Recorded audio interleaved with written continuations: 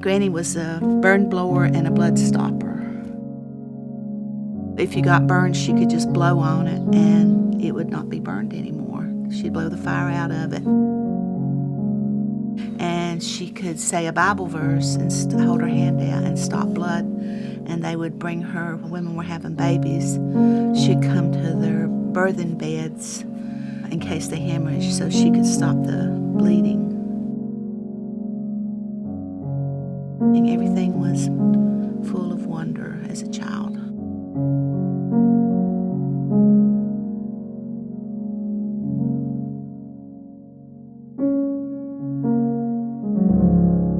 Now, when I grew up down in the Smoky Mountains of North Carolina, and I grew up in a holler.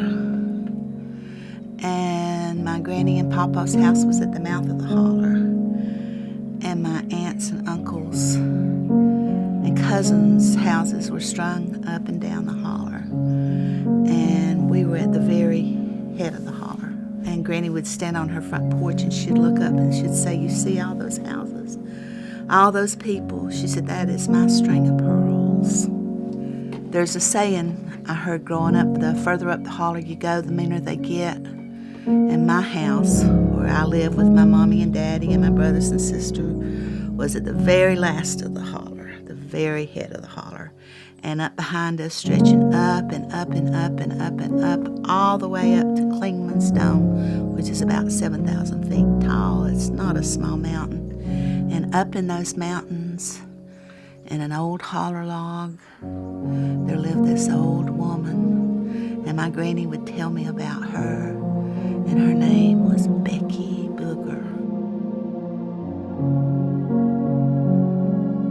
If I ever was naughty, Granny would say, "You better straighten up or I'm going to send you up there on the mountain. Let you live with Becky Booger. You can just be her little girl." So I thought about Becky Booger. And the grown-ups didn't know it, but I wanted to be Becky Booger. Or at least maybe Becky Booger's little girl. And let my hair grow all long and tangled, not have to brush it, not have to take a bath, get to run wild and barefoot all day, every day, and sleep at night, all curled up in an old holler log. Granny wouldn't even let me say that name, Becky Booger. She could say it, but I couldn't. So I'm going to say it now, because I'm going to conjure her up. Becky Booger, Becky Booger, Becky Booger. Thank you for watching over me all those years.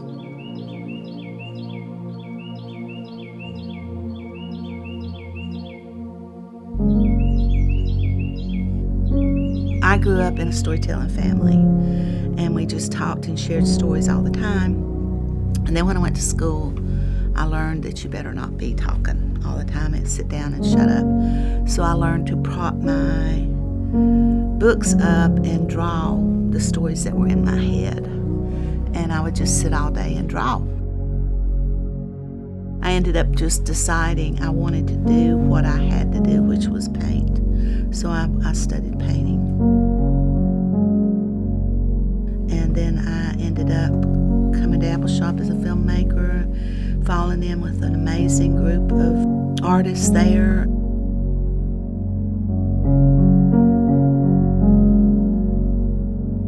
And that's when it took me a long time to get to be able to tell a story on the stage. I was very shy. I had used the canvas and a camera and to be behind, but to be out front and to tell stories was terrifying to me.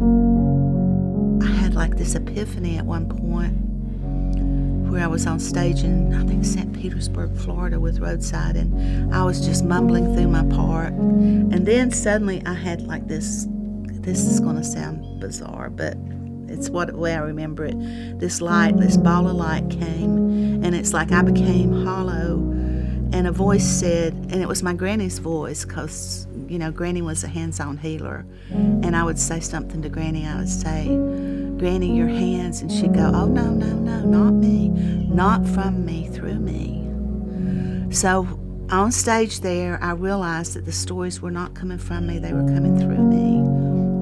And that there were people who needed to hear these stories, and that I represented a culture where many voices were not being heard, and that it was really important important for me to get out of the way and let things come through me and not from me, and let my ego just go away, or whatever happens, where it take a break, whatever it needed to do to let this happen.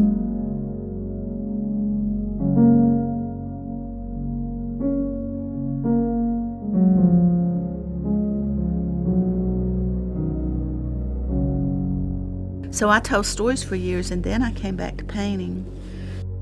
But this one's pretty, isn't it? Look at the colors in that one.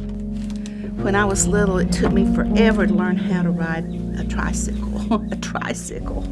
And I would dream that I was at the head of the stairs, and I would go down the stairs on that tricycle. So this is a painting of a little girl on a tricycle, but she has wings, so she can go anywhere she wants to.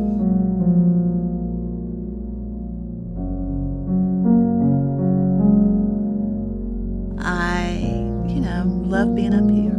I love being able to just hide out and paint and look around and drink the good cold spring water that comes right into our house from the spring behind it up on the mountain. The amazing earth of Appalachia. I've just never felt the richness anywhere, and I love the ocean. I love the prairie. But there's something about the diversity of the Appalachian world. I think it's reflected in our speech and our visions, but there's something about it that's sacred about these mountains.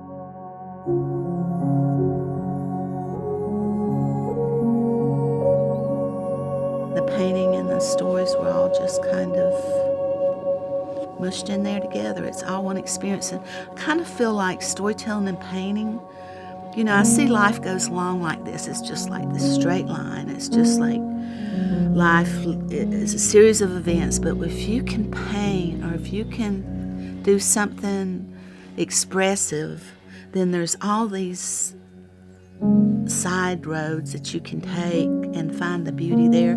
There's no end to it of things that you can discover along the way, and it doesn't have to be a narrow, straightforward progression. Life doesn't have to be. It can be an amazing, wandering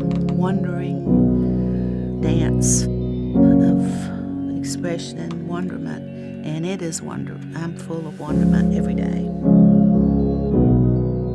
Well, it's right in your face every minute. You can't, to me, I can't get away from it. So yes, mystical, yeah. Just the mystery of the world. When you're quiet and you're surrounded by it, you're going to notice it, Maybe. Try to. It's a miracle. Every moment is a miracle.